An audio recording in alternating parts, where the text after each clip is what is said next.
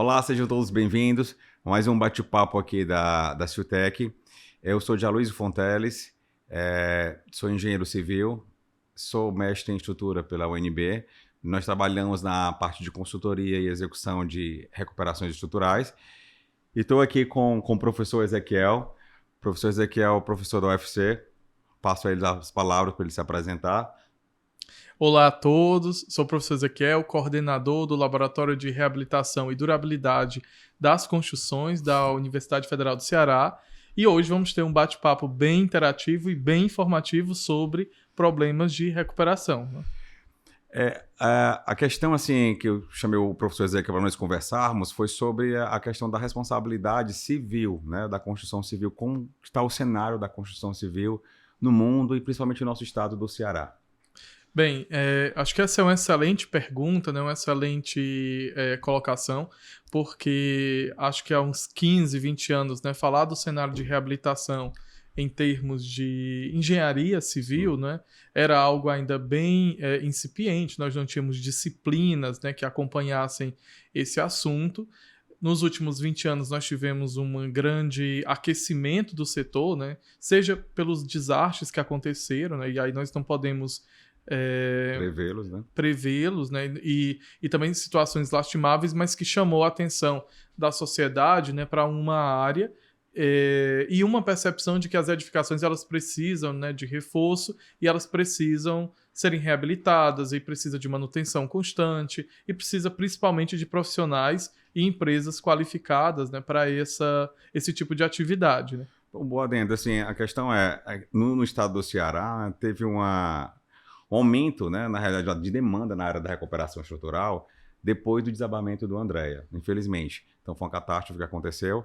Então, assim, eu vejo que no mercado se inseriram vários profissionais do qual já tinham uma certa expertise na área da construção de habitação de casas populares, de empresas de reforma, e se inseriram no mercado de recuperação estrutural proveniente da demanda. Mas a questão esses profissionais não estão se qualificando para atender essa demanda do mercado. Porque a recuperação estrutural, sabendo que a recuperação estrutural é bem mais específico do que uma construção em si. Uhum. Então, assim, você precisa ter uma expertise, você precisa ter uma visão geral da problemática, da solução a ser aplicável naquele elemento estrutural. Então, assim, uma chamada o que você acha dos profissionais de hoje da recuperação estrutural no nosso estado, né? Qual é a chamada que você fala como professor desses profissionais que querem se inserir, desses educandos que estão se formando ou já se formaram, ou já tem 10, 15 anos de formado, mas nunca trabalhou na recuperação estrutural e quer se inserir no mercado da recuperação estrutural. Então, o que fazer? Bem, é também uma outra questão, né, muito importante, mas eu vou só voltar um pouco no cenário da regulamentação, né, das inspeções prediais, né, porque eu lembro em uma das palestras que eu assisti da professora Eliana Monteiro, da Universidade de Pernambuco, Sim. Há um tempo atrás, né, eu não lembro mais quantos anos, mas já faz talvez uns 8, 9 anos, em que ela colocava um cenário, né, dramático que tinha acontecido no Recife, que foi o desabamento do edifício Areia Branca, e a partir dali, né, quando ocorreu essa catástrofe, foi que a municipalidade, né, a prefeitura do Recife, começou a discutir estratégias de inspeção. E de lá para cá, essas discussões, né, foram ampliadas.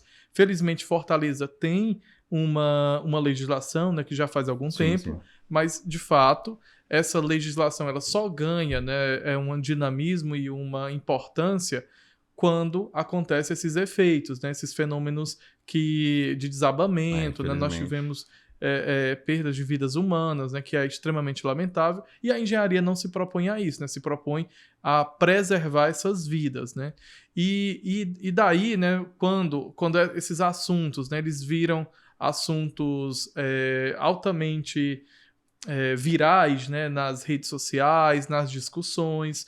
Eu costumo até dizer para os meus alunos que sempre que nós temos uma demanda grande que ganha uma amplificação na discussão social, todo mundo passa a ser especialista, né? Sim, todo mundo tem uma verdade. opinião, todo mundo sabe como deveria resolver.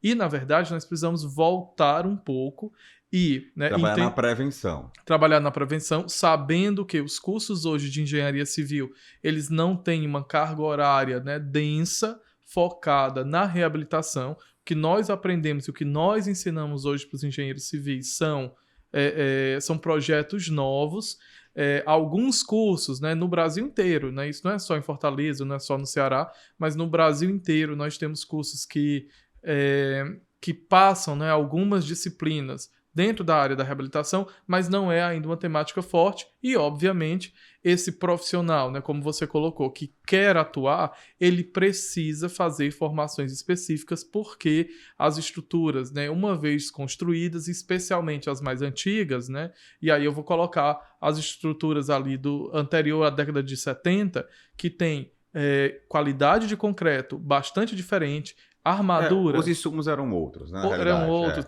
Armadura lisa, A armadura né, lisa. que hoje você... Né, a resistência, a norma era outra. Então, assim, existe essa disparidade. Então, assim, existe realmente a necessidade da capacitação profissional desses engenheiros que querem se inserir no mercado.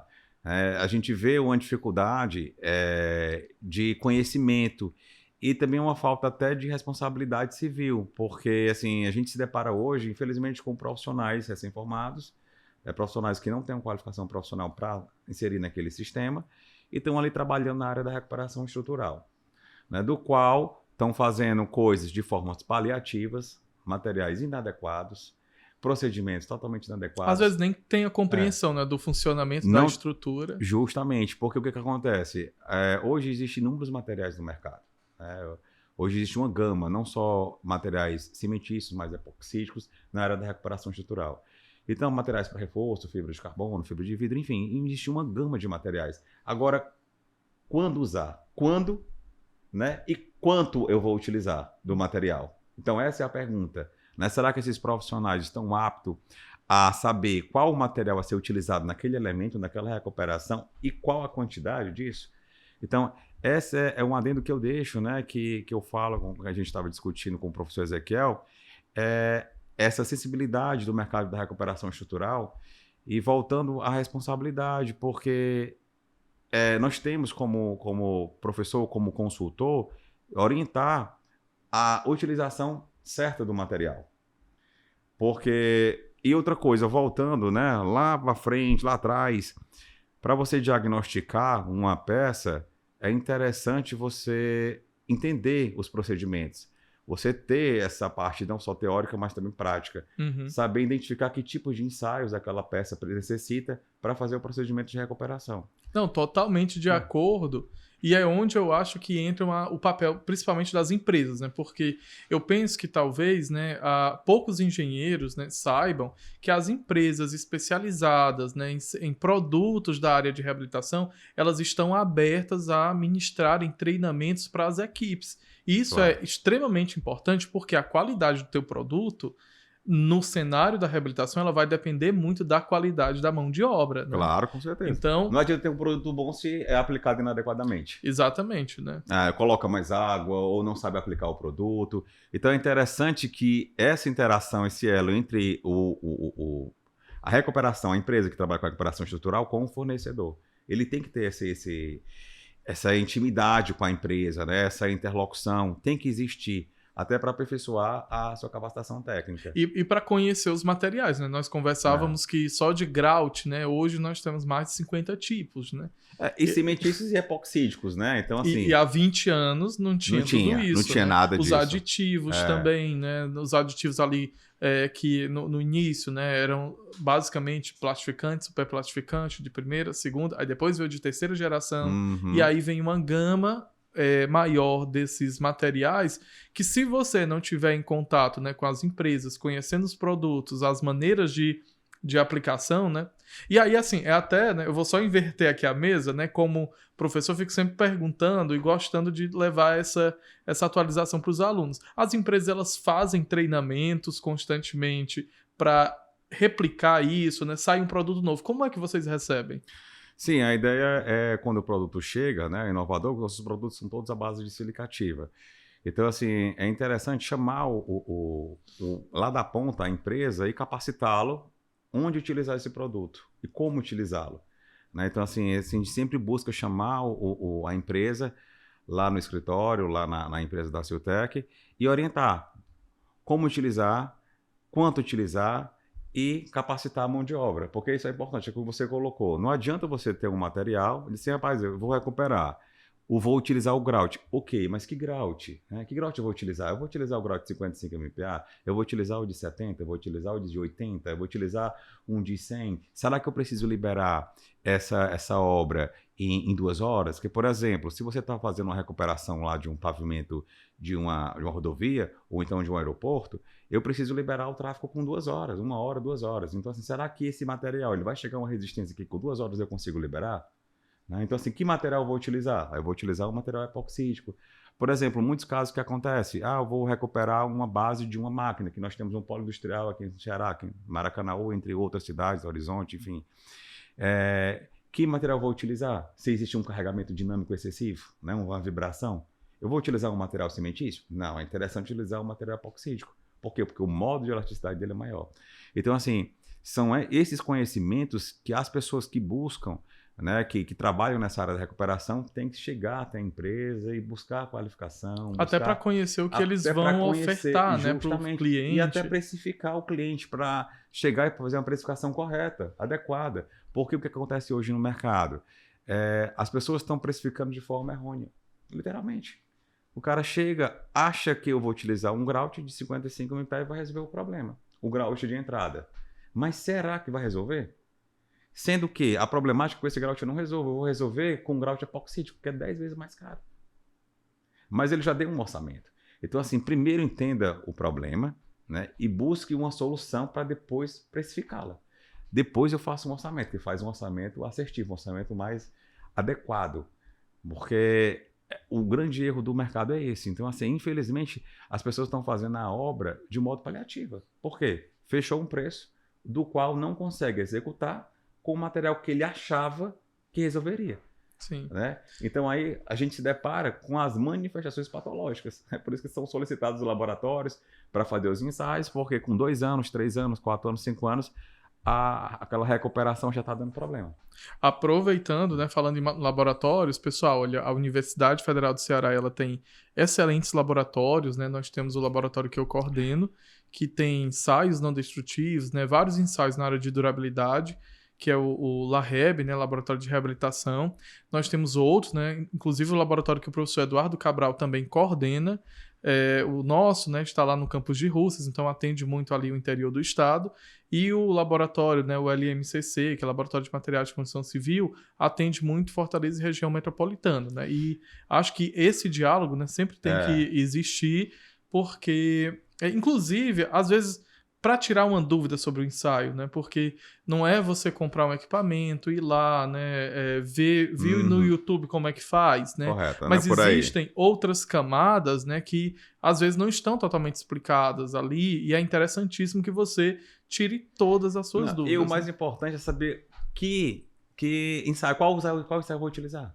Então, assim, aí você vai dizer, eu vou ligar para o UFC e vou pedir o ensaio tal. Será que esses ensaios realmente é coerente para aquele elemento estrutural? Então, assim, é interessante você chamar um profissional qualificado para identificar que tipo de ensaio vai ser preciso para identificar a problemática, para fazer a terapia, ou diagnosticar a peça. Então, assim, não adianta dizer, vou fazer uma esclerometria, vou fazer uma estação de corpo de prova, vou fazer um ensaio de potencial de corrosão. Será que realmente é necessário fazer esses ensaios? E aí, então, assim, a gente volta para a formação. Aí é onde está a importância de você chamar um profissional capacitado, né? Então, assim, se você não tem capacidade técnica ainda, né? Que todo mundo é capaz. Se você não tem capacidade técnica ainda, busque um profissional qualificado no mercado para ele dar consultoria, para ele diagnosticar quais são, passar uma receita. Então, como o médico faz? Em vez de passar os exames, ele vai passar os ensaios. Quais são os ensaios necessários para diagnosticar o tratamento dessa peça? Aí você busca lá na UFC, enfim, para saber quais são, negociar com o professor, ver quais são realmente se esse ensaio é coerente ou não, que metodologia utilizar. Então, assim, são coisas como essas que você tem que se alertar. Uhum. Não é simplesmente ligar, não, quero isso, eu quero aquilo, ou então, de forma irresponsável, achar que comprar um equipamento lá da China, um esclerômetro, ir para uma obra e fazer uma esclerometria. Tem que ver se está calibrado, né? Tem que ver a calibração, tem que ver realmente se o material, se o equipamento é um equipamento adequado, porque um esclerômetro, tem esclerômetro de R$2.000 na China, você compra pelo não é nome, pelo Mercado Livre, ou se você for comprar um equipamento robusto, um equipamento adequado para aquele procedimento, é em torno de 30, 40 mil reais, é mais ou menos isso, né? Fora que não é só o equipamento, você tem que saber também operar o equipamento e interpretar os resultados. E saber as limitações, né? Claro. Ou seja, ficam aqui para os nossos ouvintes, né? Que eles precisam conhecer, né, as técnicas, precisam conhecer as empresas que trabalham, né, na área de reabilitação e precisam conhecer quem é o ecossistema, né, que é para não ter problema nenhum na hora de certificar e na hora de orçar, né, e executar um serviço na área de reabilitação. Mas é isso, assim, é uma chamada, na realidade, é uma atenção, é a questão da recuperação estrutural, da responsabilidade social. Eu tenho certeza que foi muito acrescentar. Eu agradeço ao professor Ezequiel ele ter participado conosco, né, ter aceitado esse convite de reforçar, né, de ajudar, orientar as pessoas que querem se inserir nesse mercado de forma responsável. Então isso é super gratificante para a gente como empresa. Eu tenho certeza também que a UFC vai estar de portas abertas. Com certeza. Né, isso aqui é conversa para 2 dias, né? Que a gente tem que sempre justamente, que resumir. Assim, né? A UFC vai estar de portas abertas, não só você, mas também o professor Eduardo Cabral, também, que é um grande parceiro, o professor Zé Ramalho, enfim, entre outros profissionais aqui no Ceará que tem como referência, e também de cenário nacional, o Paulo Helênio, o Elton Bal, enfim, entre outros. Então, assim, nós estamos aqui, né, para ajudá-los e tentar e aprender a cada dia. Ninguém sabe tudo, a gente aprende a cada dia. Todo dia a gente está aprendendo, todo dia a gente está estudando, se aperfeiçoando, buscando qualificação profissional para se modernizar e atender o mercado e os novos desafios. Né? Então é isso, meu muito obrigado. Né? Muito obrigado pelo convite, fique sempre à vontade, né, para nos convidar novamente para falar sobre reabilitação ou patologia ou outros assuntos mais, né? Estamos sempre à disposição. Com certeza esse vai ser o primeiro de muitos. Meu muito obrigado.